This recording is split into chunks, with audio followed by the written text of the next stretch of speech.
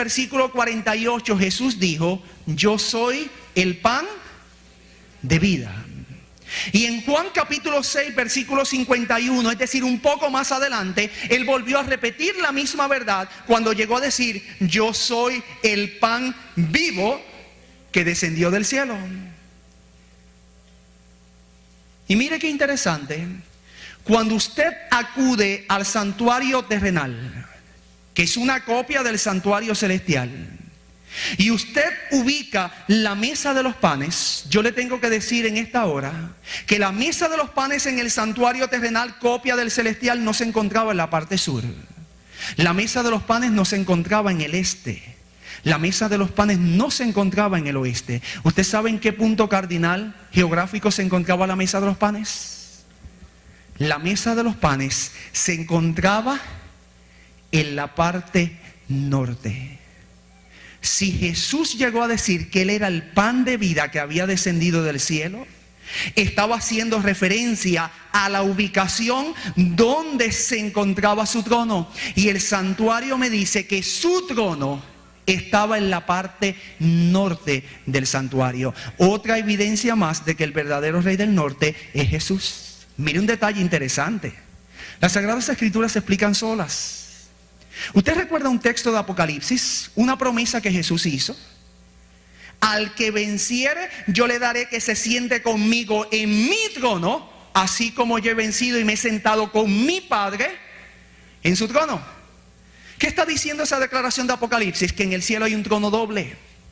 Un trono que lo comparte el Padre con el Hijo. Y yo encuentro que la mesa de los panes tenía 2 hileras de panes, haciendo referencia al trono doble que existe en el cielo. Otra evidencia más de que Jesús es el verdadero rey del norte. ¿Saben, mis amigos y mis hermanos? Indudablemente, cuando unimos nosotros estas 2 evidencias, tendríamos que concluir: Jesús es el verdadero rey del norte. Pero cuando yo acudo a la profecía de Daniel 11:40, voy a encontrar que allí me habla de un rey del norte. Pero conforme yo voy leyendo los versículos 41, 42, 43, 44, 45, yo voy a encontrar que las obras que lleva a cabo el rey del norte, del cual me habla esta profecía, no cuadran con Cristo Jesús y su persona. Porque Jesús no actuó, ni nunca actuará como me lo delimita y me presenta que está actuando el rey del norte en Daniel capítulo 11, versículos del 40 en adelante. Entonces eso me lleva a fraguar una conclusión. La conclusión es lógica y definitiva. Si las obras que lleva a cabo el rey del norte en Daniel 11 del 40 en adelante no cuadran con Jesús, pues el rey del norte del cual me habla ahí no puede ser Jesús. Porque Jesús nunca va a actuar como me lo presenta que está actuando el rey del norte en esta profecía. La pregunta que surge natural y lógica es: ¿y si no representa a Jesús? ¿A quién representa? Bueno, eso nos lleva a fraguar otra conclusión. Así como existe un verdadero rey del norte, tiene que existir un falso rey del norte. Y Daniel 11:40 lo que me está hablando es del falso rey del norte. Ese falso rey del norte tiene que ser en primera instancia Satanás. ¿Por qué? Porque la obra maestra por las edades de Satanás ha sido que duplicar la obra de Dios. Y en este caso no ha sido la excepción. Él sabe que Jesús es el verdadero rey del norte, pero como él quería sentarse en su trono, él se convierte entonces en el falso rey del norte. Era Satanás el que quería adjudicarse la posición, las prerrogativas que solo le correspondían a Dios. Entonces él en primera instancia es el falso rey del norte. Aquí vemos un resumen en gráfico de lo que acabamos de decir. Pero saben, el símbolo del rey del norte va aún más allá. Satanás, pudiéramos decir que es el falso rey del norte, pero él no actúa solo. Usualmente Satanás tiene sus estratagemas para escudarse y se escuda detrás de personas o de sistemas. En este caso de la profecía de Daniel 11 no es la excepción. El rey del norte del cual me habla Daniel 11 tiene que ser uno que siga las pisadas de aquel que quería exaltarse sobre Dios. Y esto nos lleva a identificar más claramente al falso rey del norte, del cual alude Daniel 11:40. El falso rey del norte del cual me habla esta profecía no es otro que la institución de la Iglesia Católica Romana. Es esta iglesia la que se ha adjudicado y se ha autodesignado los poderes, la posición y las prerrogativas que solo le corresponden a Dios. ¿Por qué decimos que se ha adjudicado los poderes? ¿Usted sabe lo que dice esa iglesia en sus escritos oficiales? Que el poder que tiene el Papa es tan y tan vasto que inclusive puede llegar a excomulgar a los ángeles. Se ha adjudicado la posición porque su máximo representante, cabeza visible de la iglesia, el Papa, se sienta sobre un trono y recibe adoración como si fuera Dios, cuando la Biblia dice que el único que merece tal adoración es solo Dios.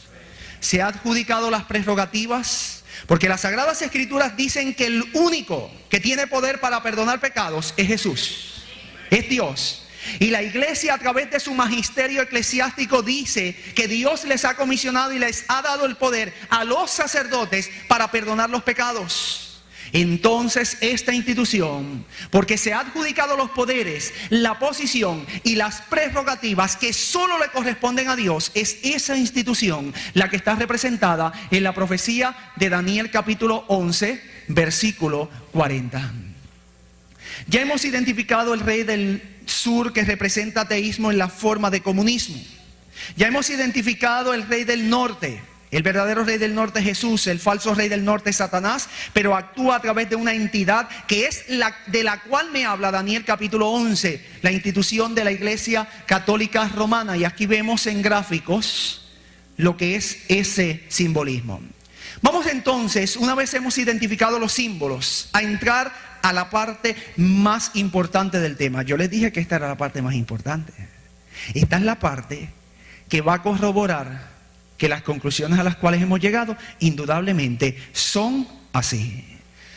La Reina Valera de 1960, la primera frase que emite es la siguiente: pero al cabo del tiempo.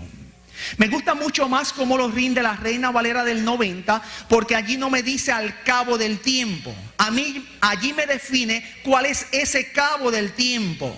Me dice que es en el tiempo ¿de qué? Del fin. Cuando la Reina Valera del 60 dice al cabo del tiempo, se refiere a un lapso de tiempo posterior entre lo último enunciado, que fue lo que enuncia el versículo 39, y lo que a continuación sigue. Pero cuando la Reina Valera del 90 me dice en el tiempo del fin, me está dando un momento particular en la historia para yo comenzar a datar esta profecía bíblica. Tú y yo conocemos que el tiempo del fin, históricamente hablando, dio inicio ¿en qué año? En el año 1798. Eso significa que integrando el conocimiento que nosotros tenemos con lo que me está diciendo la profecía lo que me está diciendo es que lo que dice el versículo 40 es algo que yo voy a comenzar a ver a ocurrir después del año 1798. Eso es lo que me está diciendo la Escritura. Después del año 1798, es decir, en el tiempo del fin, yo voy a comenzar a ver lo que la profecía está describiendo en este versículo. ¿Y qué comenzará a suceder después del año 1798? Dice la profecía que el rey del sur contenderá con él. Aquí entramos en un detalle muy particular. Ese él es identificado en la gramática española como un pronombre personal. Ese pronombre personal, él, hace referencia al personaje principal de la profecía de Daniel capítulo 11, que no es otro que el rey del norte. Y cuando entonces yo entiendo que este pronombre personal hace referencia al rey del norte, lo que la profecía me está diciendo, y vamos a integrar, que después del año 1798, el rey del sur va a comenzar a luchar contra el rey del norte. Pero ya nosotros en esta mañana aprendimos lo que significa el rey del sur y lo que significa el rey del norte. Por lo tanto, nosotros podemos sustituir el significado de los símbolos en esta expresión y vamos a entender qué es lo que nos está diciendo la profecía. La profecía lo que nos dice es que después del año 1798, el ateísmo en la forma de comunismo va a comenzar a luchar contra la institución de la Iglesia Católica Romana. Eso es en sencillas y llanas palabras lo que está diciendo la profecía de Daniel capítulo 11, versículo 40 en sus primeras expresiones. La pregunta que surge naturalmente es, ¿pudiéramos nosotros encontrar alguna evidencia histórica que nos corrobore que después del año 1798 el ateísmo en la forma de comunismo, tal y cual Dios lo había dicho 2500 años atrás, comenzó a luchar contra la institución de la Iglesia Católica Romana? La respuesta es sí. Miren, hay una revista que es la revista Time del 4 de diciembre del año 1989. Estoy sacando información histórica, no de revistas nuestras. Esto es una revista secular y mundial. Miren lo que decía allí. Allí decía, hasta recientemente los batallones del marxismo, el marxismo es el comunismo, parecían llevarle la delantera a los soldados de la cruz. Con la revolución bolchevique de 1917, note el año, 1917 es posterior a 1798 y por ser posterior a 1798 está haciendo cumplir la profecía en el tiempo del fin después del año 1798. Con la revolución bolchevique de 1917 Lenin prometió tolerancia pero entregó terror.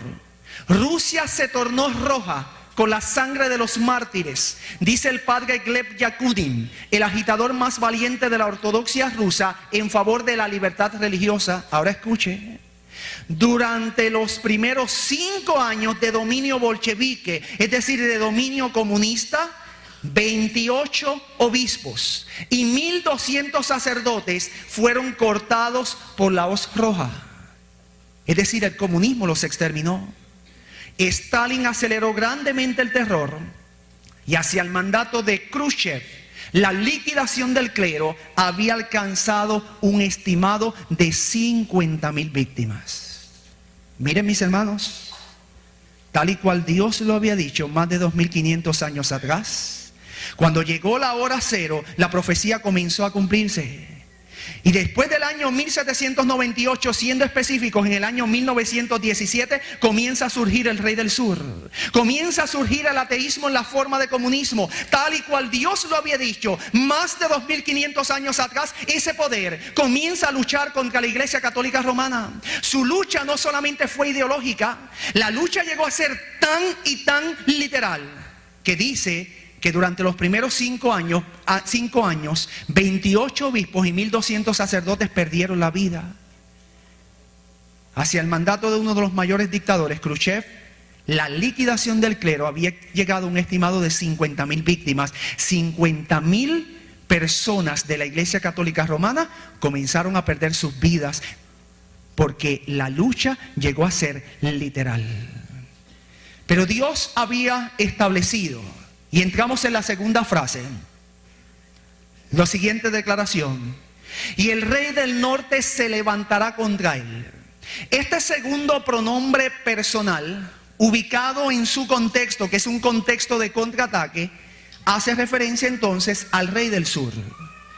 Y lo que la profecía me está diciendo es lo siguiente: primero el rey del sur ataca al rey del norte, pero después el rey del norte contraataca al rey del sur.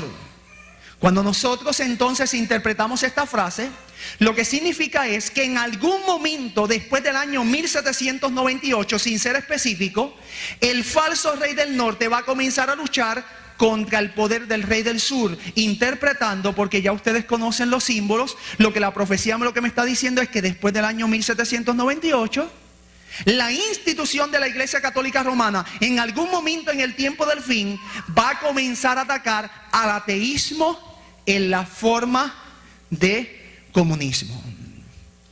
Cuando yo sigo interpretando y entro a la próxima frase, yo voy a encontrar que la próxima frase dice que cuando la Iglesia Católica Romana se levante para contraatacar al comunismo, lo hará como una tempestad. Eso es lo que dice Daniel 11:40. Ahora, yo quiero ubicar esta frase en el contexto del tiempo de Daniel. ¿Cómo se levantaba una tempestad? Porque aquí el vidente está utilizando una metáfora, una comparación. Y una tempestad en el tiempo de Daniel tenía dos características básicas. Se levantaba de repente, porque no había los medios para saber lo que había en la atmósfera, y se levantaba cuando nadie lo esperaba. Escuche, una tempestad en el tiempo de Daniel tenía dos características. Se levantaba de repente y se levantaba cuando nadie lo esperaba. La pregunta clave que hace su servidor es: ¿quién esperaba que el comunismo cayera como cayó? ¿No fue acaso de repente que cayó el comunismo? ¿No nos acostamos nosotros con una Alemania dividida y nos levantamos al otro día viéndolo por la magia de nuestros televisores? ¿Una Alemania unificada? Indudablemente. Tal y cual Dios había dicho, la Iglesia Católica Romana se iba a levantar contra el comunismo e iba a derrumbarlo de repente y cuando nadie lo esperaba. Sigue diciendo la profecía: con carros, gente de a caballo y muchas naves. Las naves son barcos. En otras palabras, la profecía me dice que cuando la Iglesia Católica Romana se iba a levantar contra el comunismo, iba a ser de repente cuando nadie lo esperaba, pero como un poderoso batallón que se iba a dirigir hacia la guerra. Le iba a dar guerra al comunismo. Eso es lo que me está diciendo la profecía, con una fuerza arrolladora. Pero note usted algo, mis amigos y mis hermanos, y ahora sígame. Los carros son medios de locomoción rápidos porque son tirados por caballos. Los jinetes van sobre caballos y van también de forma rápida. Y los barcos quizás son un poco más lentos, pero dos de los medios que Daniel ve en la visión son rápidos. Eso significa que la lucha que va a encabezar la Iglesia Católica Romana contra el comunismo va a ser una lucha veloz, va a ser una lucha rápida. Y mire las implicaciones en la historia. Yo encuentro interesante que el comunismo se forma, impera y subsiste en un lapso de 70 años. Y lo que había tomado 70 largos años en forjarse, que parecía un movimiento monolítico, en 12 años con 9 meses, un solo hombre, el Papa Juan Pablo II, cabeza visible de la Iglesia, logró derrumbar lo que había tomado cerca de 70 años en formarse. Cuando usted saca la proporción de 70 años contra 12, usted va a ver que indudablemente fue sumamente rápido. Pero voy a ir más allá. Cuando usted ve estas imágenes, y dejo las imágenes porque son más gráficas, hay dos elementos que tienen, ¿qué cosa? Caballos. Los carros son tirados ¿por qué? Por caballos, y los jinetes llegan a ser jinetes porque están montados sobre caballos. Y usted dirá, ¿y qué de importancia tiene eso? Tiene mucha importancia. Mírenlo.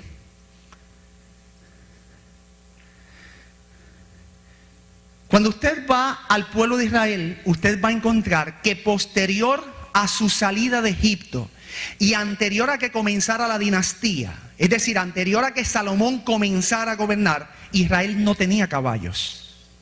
¿Usted me escuchó? Por lo menos en un renglón particular, Israel no tenía caballos. ¿Cómo yo lo puedo probar? Mire, cuando usted va a Éxodo 20:17, se prohíbe codiciar el buey y el asno, pero no se habla del caballo. ¿Por qué? Porque Israel no tenía caballos.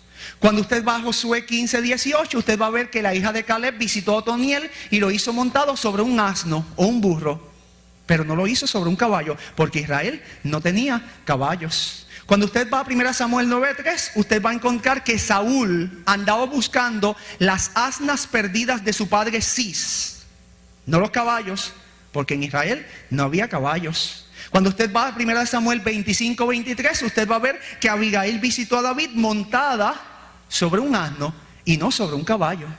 Y cuando usted acude a 1 Samuel 18:9, Absalón quedó en la enramada, y él iba montado ¿sobre qué? Sobre un mulo, pero no sobre un caballo, porque Israel no tenía caballos. ¿Y por qué Israel no tenía caballos? Porque Dios se los había prohibido. Mire la declaración. En Deuteronomio 17:16 Dios se escribió: ay de los que descienden a Egipto por ayuda y confían en caballos y su esperanza ponen en carros, porque son muchos, y en jinetes, porque son valientes, y no miran al Santo de Israel ni buscan a Jehová. Uno de los mayores productores de caballos era Egipto, y Dios, cuando ellos salieron de Egipto, se los prohibió, porque Dios sabía que si Israel iba a buscar caballos, tenía que volver ¿a dónde? A Egipto, de donde Él los había sacado y libertado. Así que para que no volvieran, Dios se los prohibió. Pero Dios le prohíbe a Israel tener caballos por otra razón. Sale de Deuteronomio 17:16. Los caballos representan fortaleza. En el contexto de las batallas, un ejército que llevara caballos equivalía a que tenía una ventaja sobre su contendor. Los caballos equivalían a tanques de guerras. Y Dios no quería que Israel usara caballos por la siguiente razón. Cuando Dios enviaba a Israel a las batallas, Dios quería que Israel confiara solamente en Jehová de los ejércitos. La batalla no se la daba a su fortaleza. Por eso fue que Dios castigó a David cuando hizo el censo, porque él estaba buscando dónde estaba su fortaleza. Y Dios siempre ha querido que su pueblo no confíe en el número que tiene, sino en Jehová de los ejércitos. Cuando yo encuentro que en la profecía de Daniel capítulo 11 versículo 40, el falso rey del norte, la institución de la Iglesia Católica Romana, utiliza dos elementos que tienen caballos, significa que el falso rey del norte, cuando gane esa batalla contra el comunismo, no la hará por su poder y confianza en Dios. La institución de la Iglesia Católica Romana ganará contra el comunismo confiando en sus propias fuerzas, confiando en su poderío, pero dejando de lado el poder de Dios. Y es por eso que se describen dos elementos que tienen que ver particularmente con los caballos. La última expresión que aparece allí en Daniel capítulo 11 versículo 40 es la siguiente: entrará por las tierras, inundará y pasará. Cuando usted hace un análisis gramatical de esa última expresión, usted va a encontrar que allí existen tres verbos y un sustantivo. Y esos tres verbos y ese sustantivo, en su orden de aparición, tienden a demostrar tres cosas. Tienden a demostrar la acción. Esa es la acción que va a entrar. En segundo lugar, me demuestra la dirección. Va a entrar, pero me dice hacia dónde se dirige: por las tierras, hacia ciertos territorios en particular. Y los últimos dos verbos tienden a demostrar la eficiencia: inundará y pasará. Aquí nuevamente el vidente retoma la imagen de la tempestad. Y así como una tempestad inunda y pasa dejando todo destruido, el vidente ve que cuando el rey del norte se levante contra el rey del sur, es decir, cuando la Iglesia Católica Romana se levante contra el comunismo, va a entrar por los territorios comunistas y va a inundar y va a pasar. Es decir, va a dejar completamente destruidos los territorios comunistas, como propiamente hace una tempestad cuando entra por ciertos territorios. En otras palabras, la profecía concluye diciendo que en esa lucha que va a llevarse a cabo después del año 1798, la institución de la Iglesia Católica Romana va a salir airosa, va a vencer el comunismo.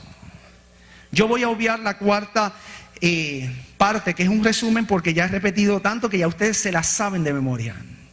Ya ustedes pueden repetir esta profecía. Así que voy a omitir lo que tiene que ver con el resumen y voy a entrar a la última parte, que es la faceta histórica. Ese es el resumen. Los que hemos estado al tanto de las incidencias históricas acaecidas hace unos 18 años atrás, pudimos constatar algo sumamente impresionante. Y es el hecho de que quien intervino para que el comunismo cayera en la Unión de Repúblicas Socialistas Soviéticas y sus satélites, quien intervino para que el comunismo cayera en Polonia, Bulgaria, para que el comunismo cayera en lo que era Alemania, todo el mundo sabe que fue el Papa Juan Pablo II. ¿Usted tiene duda alguna? Yo le invito, venga esta tarde. Y le invito a que lea muchos libros de historias que hay que corroboran, todos concluyen, el eje motor para la caída del comunismo lo fue el Papa Juan Pablo II. En unión al presidente de los Estados Unidos, Ronald Reagan, se concertó una alianza que se dio a conocer al mundo 10 años después que ellos lo planearon. Ellos lo planearon en secreto y 10 años después lo logran y el mundo conoce que ellos se habían unido para derrumbar el comunismo. Es así que por eso comenzamos nosotros nuestra temática diciendo que la muerte del Papa Juan Pablo I allanó el camino para el inicio de una profecía que iba a comenzarse a cumplir 10 años después al incidente tratado. Porque Juan Pablo I no era el llamado para hacer cumplir la profecía de Daniel 11:40. El llamado para hacer cumplir la profecía de Daniel 11:40, ¿quién era? Juan Pablo II. ¿Y por qué? Sencillo, había nacido en un país comunista, sabía lo que era vivir bajo la restricción del comunismo, odiaba el comunismo. Y cuando llegó al poder, utilizó el poder inherente al trono en la lucha que de índole personal él tenía contra el comunismo, lo atacó y en 12 años, con 9 meses, logró derrumbar el gran imperio rojo. Un detalle interesante, mis amigos y mis hermanos, es encontrar que para el año 1960 el papa que estaba en el poder era Juan XXIII. Y una fuerte tradición en la Iglesia Católica Romana decía que si el Papa que estaba en el poder en 1960 consagraba a Rusia al Inmaculado Corazón de María, el comunismo desaparecería. Cuando al Papa Juan XXIII le mostraron ese documento, él lo leyó y lo engavetó y dijo: esto no es para nuestros tiempos. Juan XXIII tenía razón. No era él el llamado a hacer cumplir Daniel 11:40. El llamado a hacer cumplir Daniel 11:40 era un papa que vendría más de 15 años después de su pontificado, Juan Pablo II.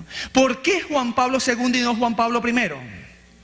Dice la historia que cuando Juan Pablo II, Karol Wojtyła, que es su nombre original, se graduó de sacerdote y tuvo que estudiar a escondidas del gobierno porque el gobierno prohibía la preparación de seminaristas, fue asignado a una parroquia rural que se encontraba 50 kilómetros al sur de Cracovia.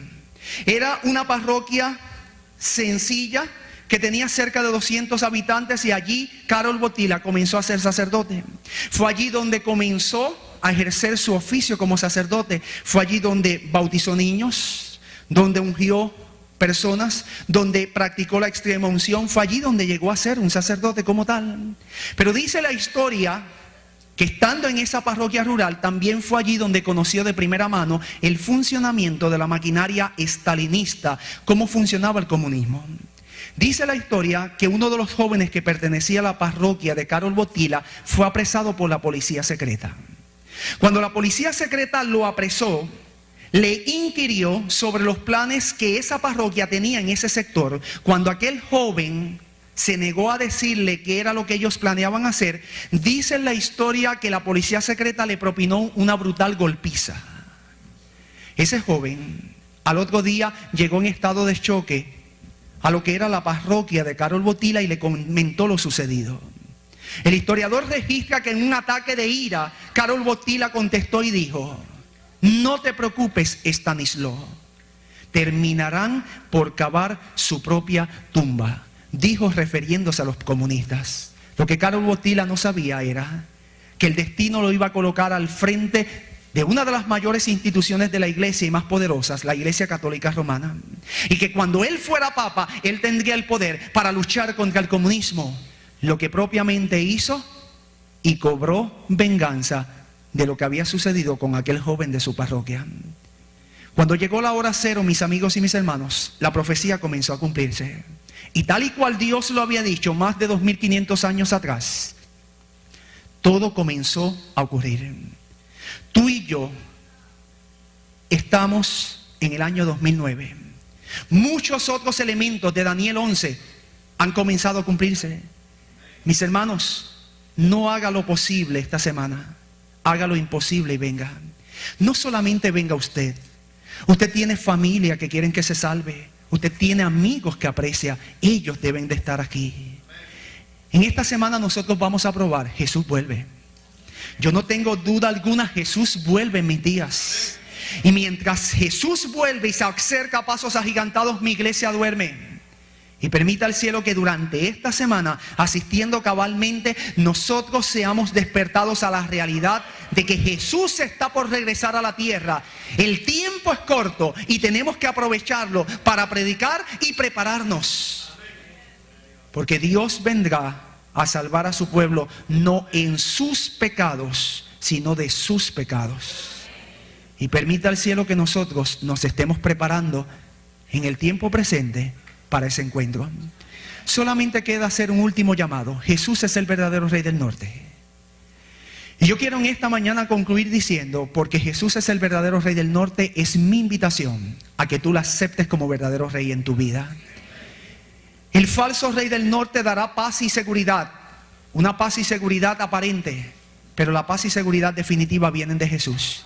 Y es mi deseo y oración que tú comiences desde el día de hoy preparándote para echar mano por la fe de Cristo Jesús, y que el próximo sábado tú puedas decirme: yo quiero echar mi suerte con el verdadero Rey, porque quiero ser un príncipe o una princesa del reino de los cielos. Dios les bendiga y les guarde.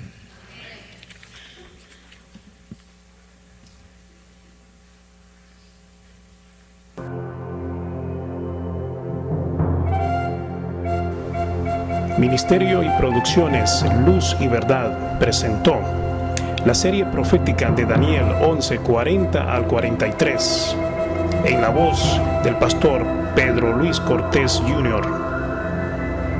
Un mensaje profético para nuestros tiempos.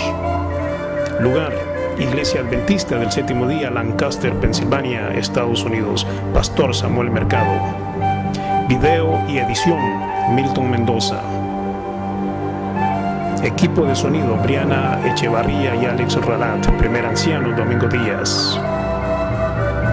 Para pedidos y oración: Milton Mendoza. Teléfono: 305-244-9682. Email: lucyverdad12@yahoo.com.